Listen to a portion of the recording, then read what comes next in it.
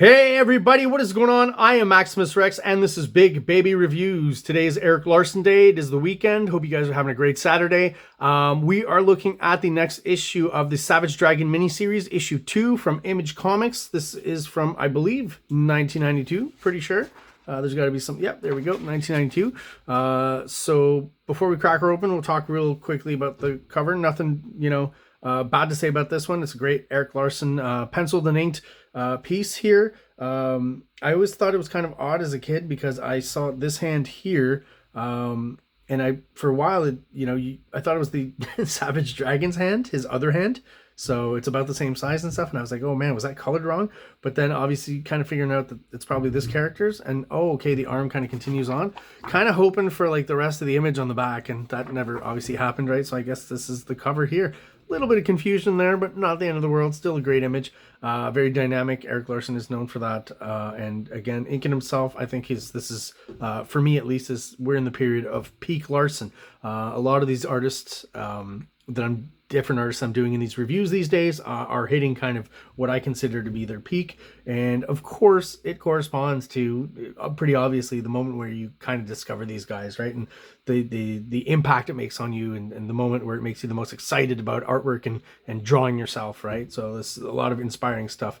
A lot of this is the reason that I'm still drawing today and making comics, right?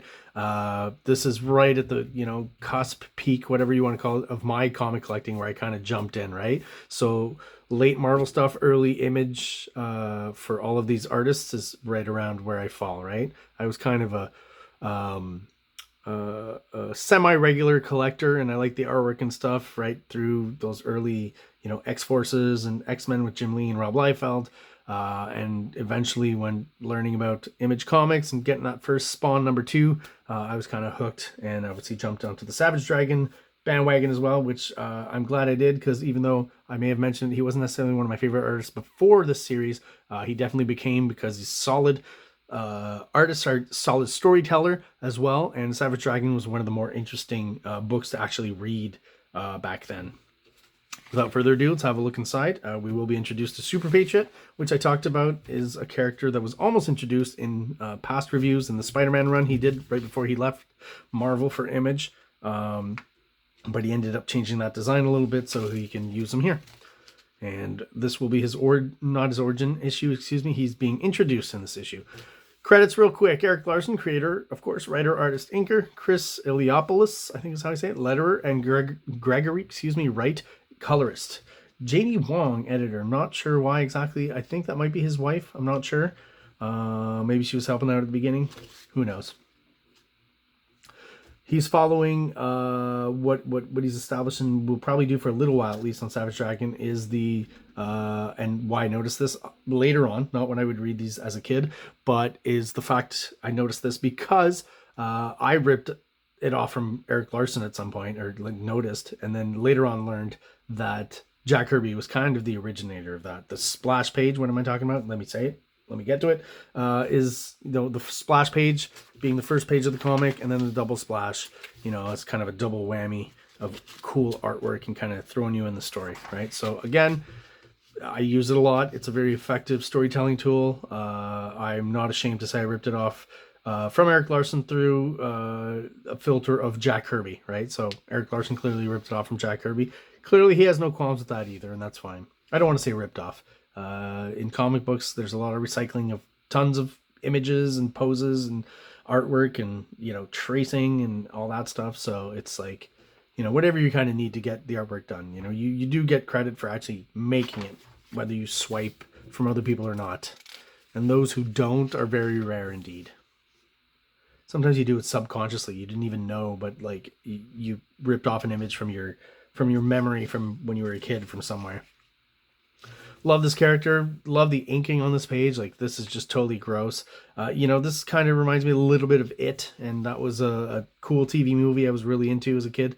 The whole story of that clown and underground and the sewers and stuff. So this brings all kind of ick into your feelings when you're looking at it, right? The webbing, it seems like mostly children, to be honest. So yeah, we're going hardcore here. This is not Marvel Comics. This is Image Comics. And we don't have the comics code. Cool. just kind of gross, right? It almost comes out like a zit. That's what it always kind of resembled to me. And he's really going gritty on the inking on this character, the arachnid. I think it looks great.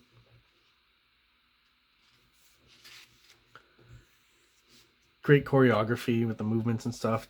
Larsen's a master at this point. You know, he's not one who's going to get criticized for, you know, his off anatomy or his lack of compositional skills or foreshortening or anything. He's pretty solid in all of those. I mean, he's a guy who's just never stopped drawing, from what I can tell. As, you know, as a kid, he made comics and he just kept making them until eventually people started paying him to do it.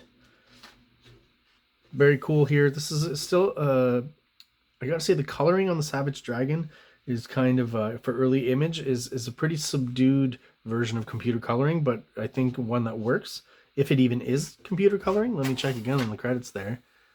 It does just say colorist, so I don't even know if originally for this miniseries everything was being done by computer. I mean, it would seem like, yeah, you can see the hard cuts here in some of the colors and the modeling. So yeah, computer colors, but, you know, pretty subdued and not overtaking everything with all the weird effects. Like, I think this page is super effective here with the use of blue. I really like that. You know, he's using those complementaries like red, oranges, and blues and stuff, so that works. Orange and blue being complementaries. And again, he's not skipping on the storytelling just because he's moved over to image, and he could just start drawing, you know, big splash pages of whatever, you know, he feels like drawing. I mean, I do think storyline-wise, overall, he is, you know, pleasing himself and drawing stuff that he enjoys, but he's still working in a story with our characters, you know, making us care at least a little bit about the dragon and his entourage, right? We've got shooting in the same hole here. I have to think that's some sort of homage to RoboCop, right? I mean, there's an aspect, I guess, of Savage Dragon that maybe is a little bit inspired by RoboCop, the fact that he is a cop. And, you know, in this case, RoboCop's supposed to not have memories from his past, but he does have a few. They start coming back to him. In this case, Savage Dragon just doesn't. There's similarities there. And we're introduced to Super Patriot. I always thought it was kind of funny. There's, like, his crotch is what's pretty much most up front in that shot, but it's still a really good drawing. Solid anatomy. All the wiring and stuff. This is, you know, I'm sure he's seen manga by now. It will get a little bit more crazy with when Dave Johnson jumps on, but like, he does a really good job. Larsen's just excellent.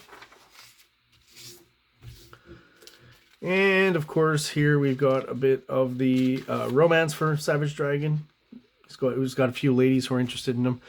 So this is the latest. I forget her name. Is it Debbie? Yeah, it says it down here. And maybe if you've read the comics, you know her fate. We'll talk about that later on when we get to that point. I'll reintroduce at the end of the miniseries an issue I've already gone over on Big Baby Reviews, but that has a bit of a link in between the Savage Dragon miniseries and the ongoing series. Fills a gap. So I'll definitely cover it, because as a kid I was a bit confused when I got to issue 1 of the ongoing Savage Dragon series that there's like a part that'd been missing, but that's for another review. We'll talk about that. Cool shot here. Always got kind of a Brian Bosworth, maybe Die Hard kind of vibe, you know. Again, there's a lot of this that also resembles early canon 80s, 90s movies, right, that we really enjoyed back in the day. Action movies, sci-fi movies. A lot of connection between that and comic books. And so this is the issue where, yeah, it's like pretty over the top, where, you know, all these bad dudes just kind of throw the hostages at Savage Dragon here. And he's horrified, right? He's trying to help them, and they're all falling down, like, I guess, as if, you know, you or I threw, like, chicken breast really far. They landed on the ground. We've got a really cool, you know, angsty, angry shot of Savage Dragon charging the guy here. I believe his name is Hellraiser, possibly? Not quite sure. But at the last second, you know, all of this is just great storytelling. Who thinks of a sequence like this, right? And you know, the page turn, you've got the kid, you know, being pulled up. Oh shit, dragon, you know, not gonna savage a kid, the Savage Dragon, you know. So he turns the page. Don't know if you guys can hear this. But we've got the street washer going by there, so I'm just going to mention that if there's any bit of that that's being picked up by the mic. And there it goes. big truck that cleans the street. So just very well done here through the panels. 3 dragons, right, for the motion here.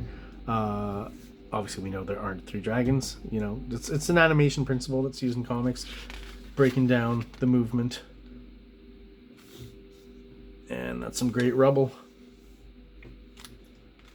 You can rubble with the best, just like McFarlane. And of course, then what we get is, you know, what we've always wanted at this point in maybe Marvel and DC comics, but in the mainstream that we weren't getting. So you've got a superhero, you know, bad dudes and super guys slugfest, and it starts getting gory and bloody, right? It's already pretty violent at this point, you know. This is probably not even PG-13, probably rated R stuff, mostly. Lots of blood pouring out a dragon. There's one thing Eric Larsen liked to do, just lots of blood. You know, I guess he'd been so repressed at Marvel that when he got here, he's just like, man, let's go crazy. And I, you know, lapped up every bit of it. I don't mean the blood, but the comics. And of course, here's our Super Patriot busting in, right? Clink a clank a clink. I like the way the click clack clack the lettering is there. Always thought that was pretty cool. Savage Dragon was one of those books that always had great lettering.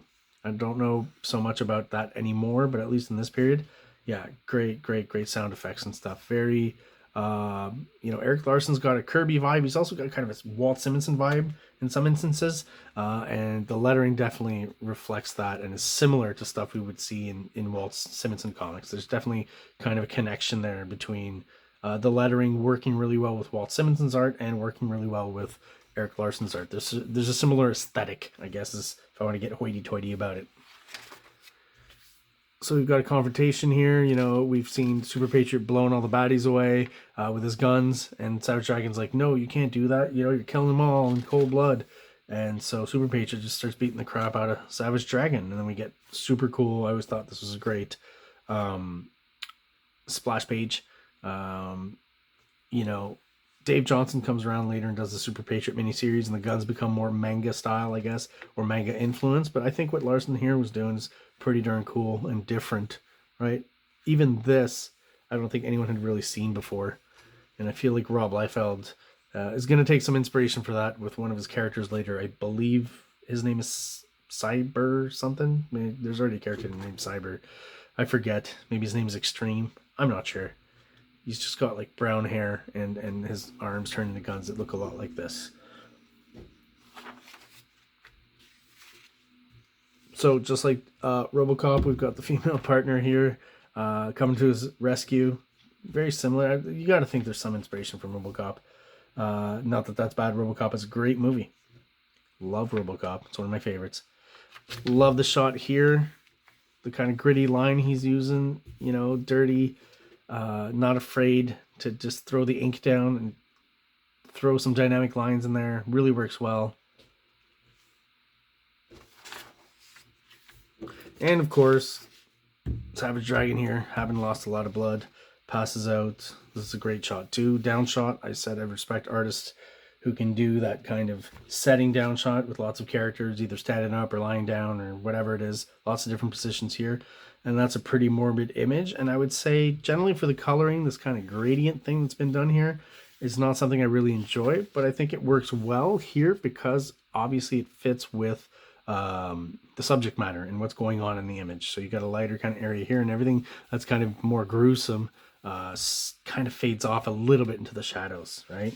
I think that effect is really good without hiding everything. If you really want to, you know, see the carnage, you definitely can. But yeah, great issue of the Savage Dragon. The second one definitely kept me coming in for more.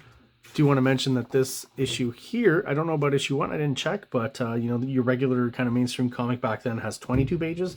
Eric Larsen in this issue has given us 27, so kind of 5 pages more for no extra money. So good on him for doing that and not even really talking about it. I just noticed that today. I picked up the comic before shooting the video. I thought it was a little bit thicker than I was used to, and yeah, that's exactly what I realized. There's 27 pages, so thank you, Eric Larsen, for throwing that extra bit of bonus story and art.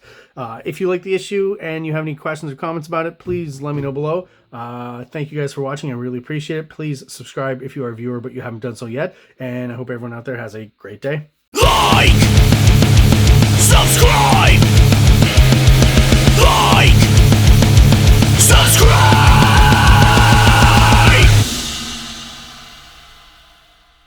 King Comics presents Big Baby, Volume 1, Issues 1 to 13, 204 pages of story and art. King Comics also presents Star Crasher one-shot, 32 pages, cosmic sci-fi surrealist adventure. You can find these fine comics at KingComics.CA, at MaximusRex13 on Instagram, or on Facebook, MaxRex or Big Baby.